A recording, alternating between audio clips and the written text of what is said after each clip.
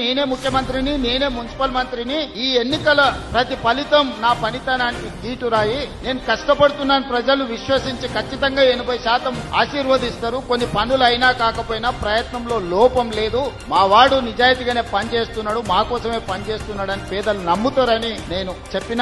ఎన్నికల కంటే ముందు 2 రోజుల ముందు నేను ప్రెస్ మీట్ పెట్టి క్లియర్ గా చెప్పిన. 12 సంవత్సరాల ఢిల్లీ నుంచి పరిపాలన చూసిండ్రు, 10 సంవత్సరాలు గడీల నుంచి పరిపాలన చూసిండ్రు, 2 సంవత్సరాల ప్రజా పరిపాలనను చూసిండ్రు. బేరీజు వెయ్యండి. 12 ఏళ్లకి ఏం తీర్పిస్తారు, 10 ఏళ్లకి ఏం తీర్పిస్తారు, 2 ఏళ్ల పరిపాలనకి ఏం తీర్పిస్తారో మీ విచక్షణను వాడి మీరు తీర్పు ఇవ్వండి అని చెప్పి ప్రజలకు విజ్ఞప్తి చేసిన. దాని ప్రకారం ఈ రోజు 85 నుంచి 90% ఫలితాలు అనుకూలంగా వచ్చినాయి. దీన్ని ఇంకా అభివృద్ధి పదం వైపు నడిపించే బాధ్యత నాకుంది. దీనివల్ల నేను విర్రవీగను. గెలిస్తే ఉప్పొంగడము, ఓడిపోతే కుంగిపోవడం నాకు లేదు. నేను అన్ని చూసిన. జడ్పీటీసీ నుంచి ముఖ్యమంత్రి వరకు 20 సంవత్సరాలలో అన్ని హోదాలు చూసిన. కానీ ఎప్పుడు కూడా ప్రజలకు దూరంగాలే, పేదవాళ్లకు వ్యతిరేకమైన నిర్ణయాలు తీసుకోలేదు. రాబోయే 20 సంవత్సరాలు కూడా ఈ పేదల కోసమే పనిచేస్తా, ఈ పేదల సంక్షేమం కోసమే పనిచేస్తా. మా లంబాడ సోదరులకు అందులో ప్రత్యేకమైన భాగస్వామ్యం ఉంటది. మా దళితులకు ఇవ్వవలసిన గౌరవం తప్పకుండా